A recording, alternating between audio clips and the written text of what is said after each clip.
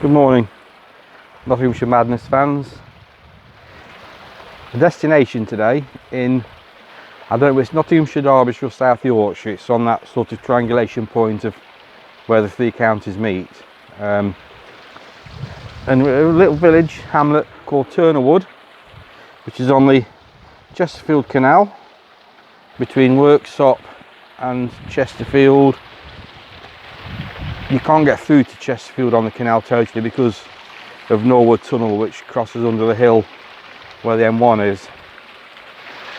This is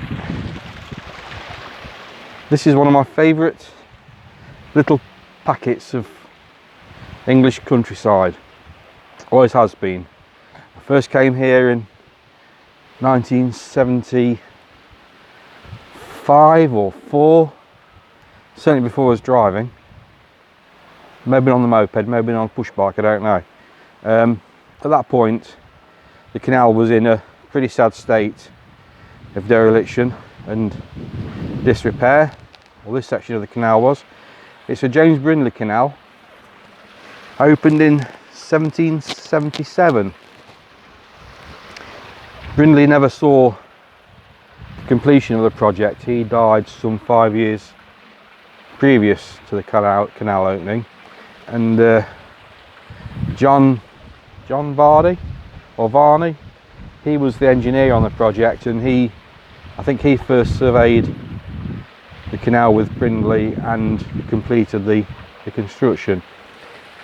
It's called a contour canal.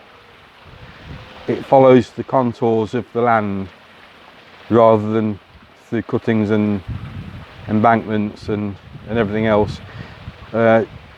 And these are some locks they had to put in because the contours didn't suit the direction through to Chesterfield.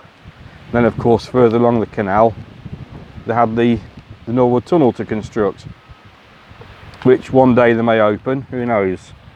I'm on the B75 today, or one of them. So it's a beautiful little idyll of British countryside, English countryside. A row of cottages the other side of the bridge that we'll walk past. I won't talk as we go along there because respect for the inhabitants. So there's a few locks. The canal is fed this here from, I think, Poolsbrook Country Park, which is near Staveley, which is also where the canal passes, and I guess that will be the highest point of the canal. And when you build a canal over a hill, one of the issues is getting water to it. So they built the ponds at Poolsbrook, and they're the feeder ponds, or one of the feeder ponds for the canal. So just bear with me whilst we walk under the bridge. Like I said, I first came here, and it's got to be 1975, got to be. And the canal was in a sorry old state, really. We'll just go up over the bridge. Cyclists, please walk past houses. I'm sorry if it's going to get a bit dark on the view, but here we go. This is one of the bridges over the canal.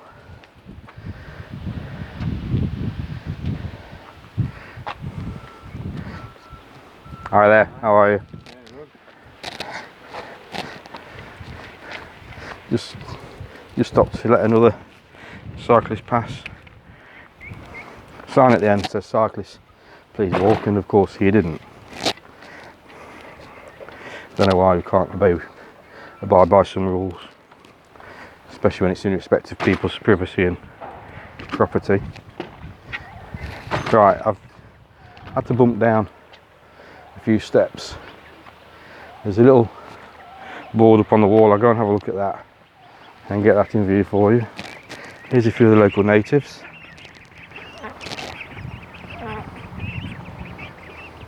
Right, let's just go through here. A view of the bottom lock gate. History of the Chesterfield Canal.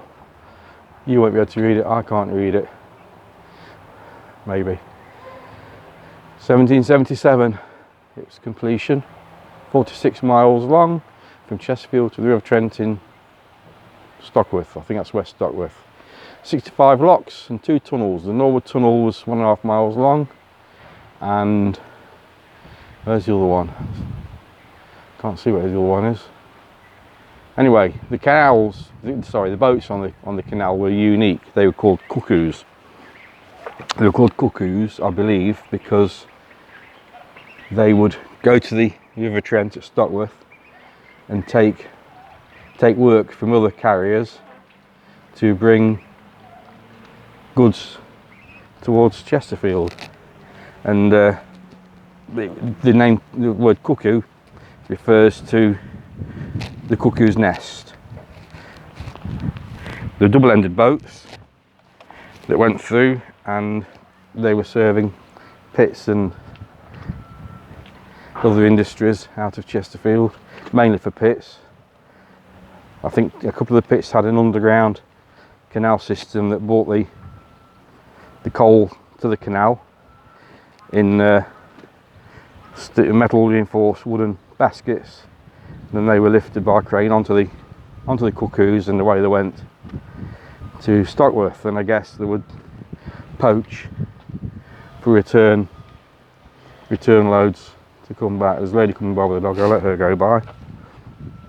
Lovely row of canal side cottages. Certainly, it is one of my favourite little parts of the county if it is in Nottinghamshire. It's one of my favourite little parts of the county if it's in Derbyshire. And guess what? If it's in South Yorkshire, it's one of my favourite little parts of South Yorkshire as well.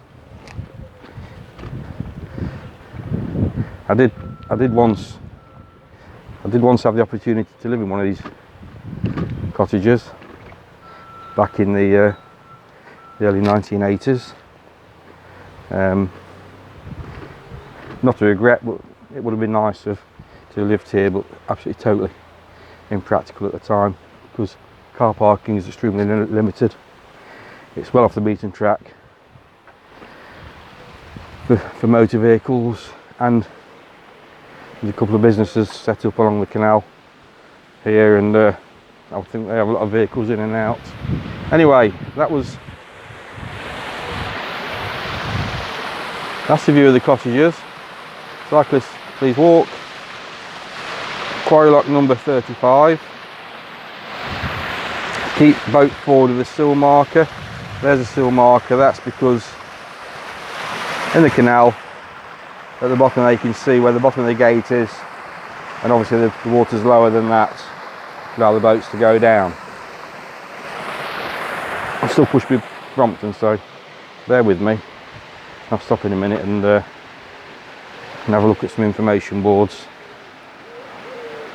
I'm going to be filming into the sun as well, which isn't ideal, but I've just tried to cycle the other way one-handed, and it's not easy. The steed for the day, I'll show you this, Brompton B75 on Kojaks, one of the 3-speed Bromptons, limited edition thing.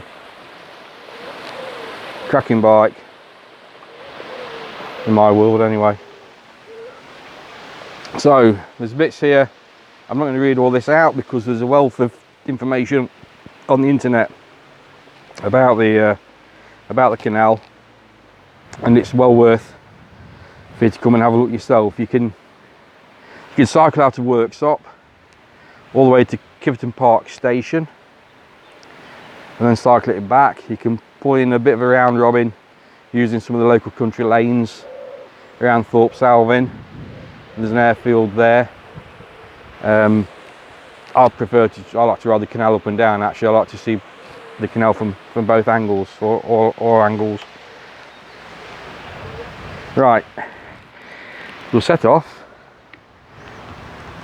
Here we go. Oh, look at this, cool bike.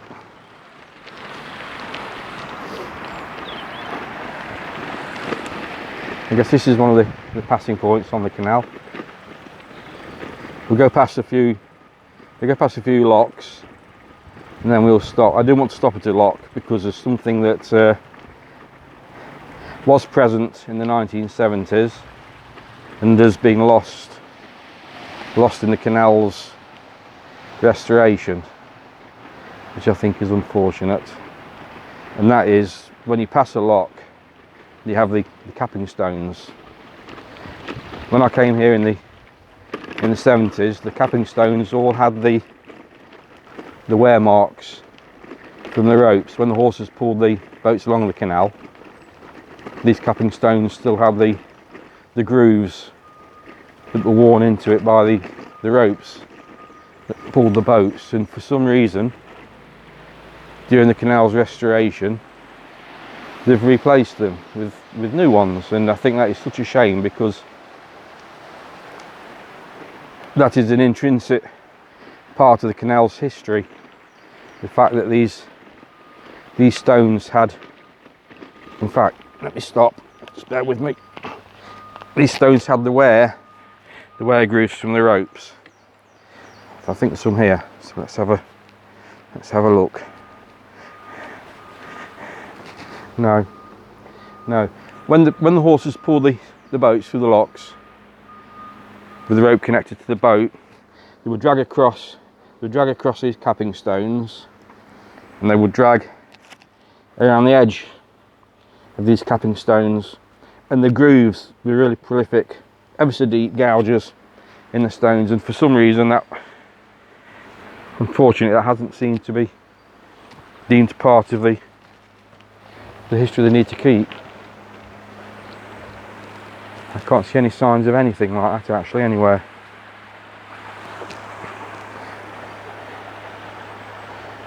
Like I say, in 1975, when I first came here, it was totally overgrown. There was no water. The canal was overgrown. Within the canal, the towpath was little more than an animal track. You got the odd walker that ventured this far from workshop, but certainly couldn't cycle it. Then I came back here with Dave Scott, guy I worked with. I was thinking about 1982, and they'd cleared the towpath to something that was fairly usable, but the canal was in the process of being restored. And I think the restoration of this section was completed in 99 probably, I don't know. Certainly just prior to the millennium. Part of the canal is on the National Cycle Network Route 6, which joins the canal a little bit further along towards Workstop and goes through to Clumber Park. And further along the canal, on the Staveley Rother Valley section, you get the Pennine Bridleway. So it's a good cycling. You can cycle pretty much through the county of Nottinghamshire, all the way from Nottingham through to Sheffield, South Yorkshire, without actually going on the road. That's a lady with a little dog. Hi there. And it's going to be an adventure for me one day, with a couple of nights camping. One of the things on my bucket list. Anyway, that's another lock we've passed. Now we have one of these little basins here, passing points. When I get to the next bridge, I'm going to stop and we'll just have a look at the view from the bridge, because I'm conscious that I'm holding the phone low. It's a low phone, to try to keep the sunlight and the dark light balance correct. I'm using a phone rather than a GoPro. Let's just see what lock this is. It should say on the gate. One of the gates. One side lock, number 40. I think that's it. I was just trying to look behind me.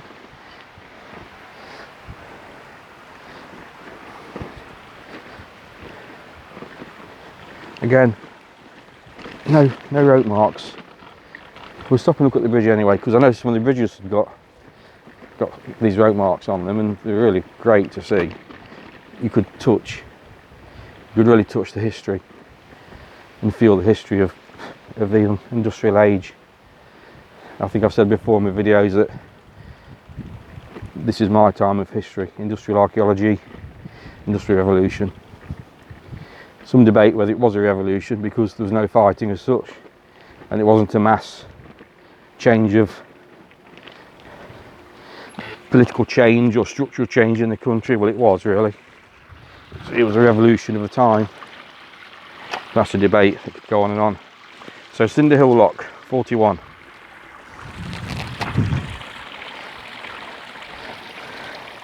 Nice view of the Brompton. So we'll walk down to the bridge. There's another one of the Chesterfield Canal historic waterways signs here.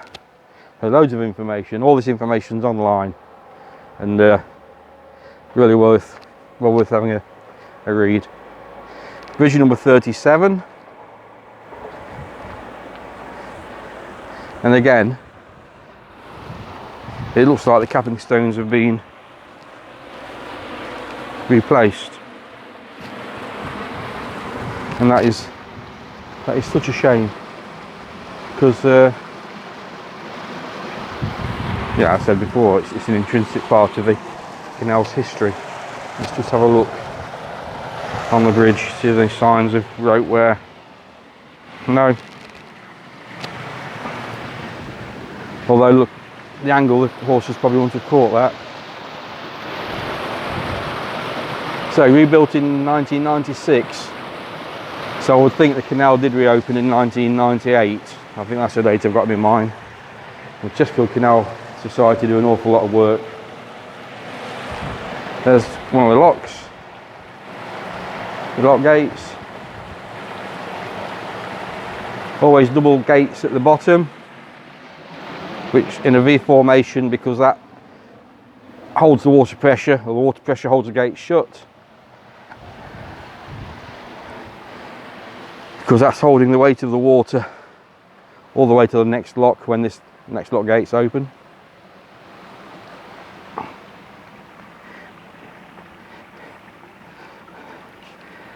That's it really, all I want to show you. It's just, I brought you here because I do love this little bit of English countryside, and it's very under visited. You've seen a guy on a bike, two ladies walking dogs on a beautiful morning. Just look up at the canal there. You can look through the locks, up the locks. Cracking destination. If you're in Nottingham or Sheffield, you can get the train to Worksop. You can ride the canal out, do a U-turn, come back down the canal, see it from both views, from both angles, because it is a very different view riding each way.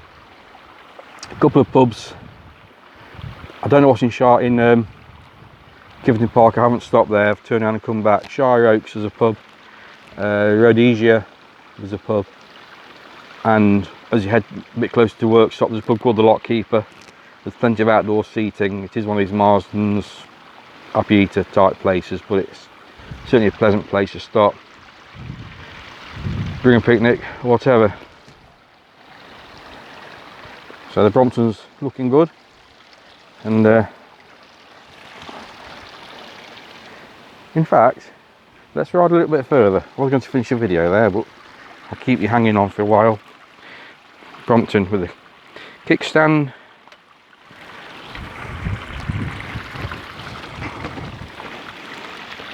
Just another view of the Brompton. I do like these on the train, on the bus. I rode the canal with Steve last year, I think between lockdowns, maybe the year before all this malarkey kicked off, and we did ride it through from Worksop to Chesterfield, got the train up to Worksop, and then the Pronto bus that runs from Chesterfield to Nottingham. We got the Pronto bus home. That was an epic day out that took us through Rother Valley, Staveley. We saw the locks at Staveley.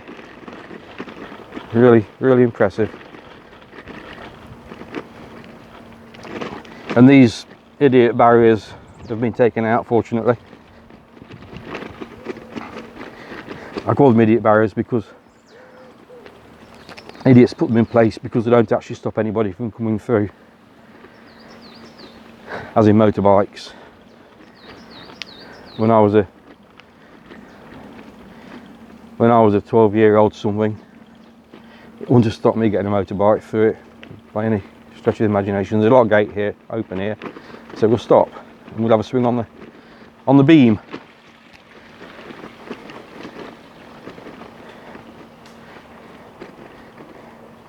You're supposed to, when you come through on a boat, you are supposed to make sure the gates are closed, but it's possible that the gate just floated open. I've never been on a narrowboat holiday.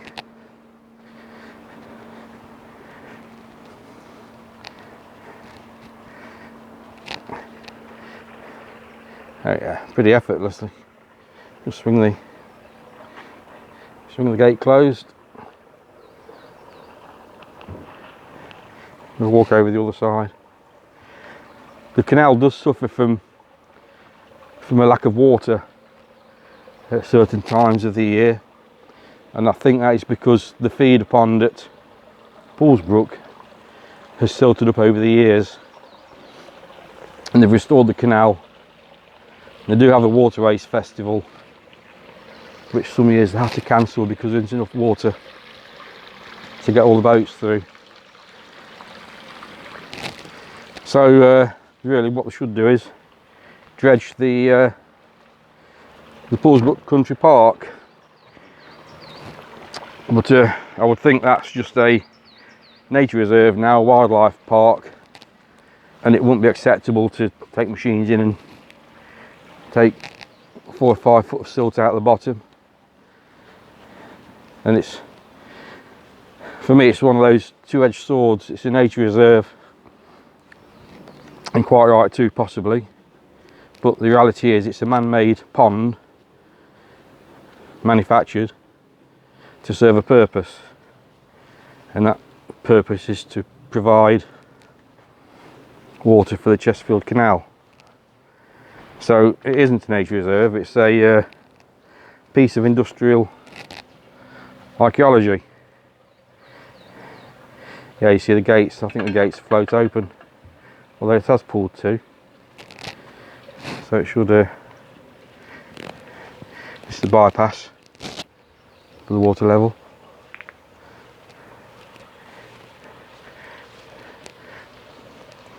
That water level now increased in the lock to the water level feeding in.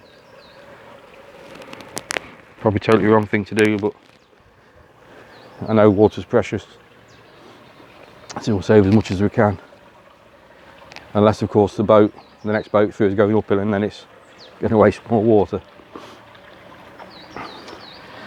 Right, well that is my little amble and cycle on the Brompton along the Chesterfield Canal. Little bits of locks. Come here, bring a picnic and enjoy. It really is. There's loads of green places where you can sit back, especially on the side of the locks, because you know there's no dogs haven't been over there, so there's nothing to worry about. But just don't fall in. I'll leave you with this view of the Brompton in the bottom gate. So thank you for watching, and again, thumbs up or whatever, click like or whatever it is if you do like my video, and please subscribe, and thank you for watching.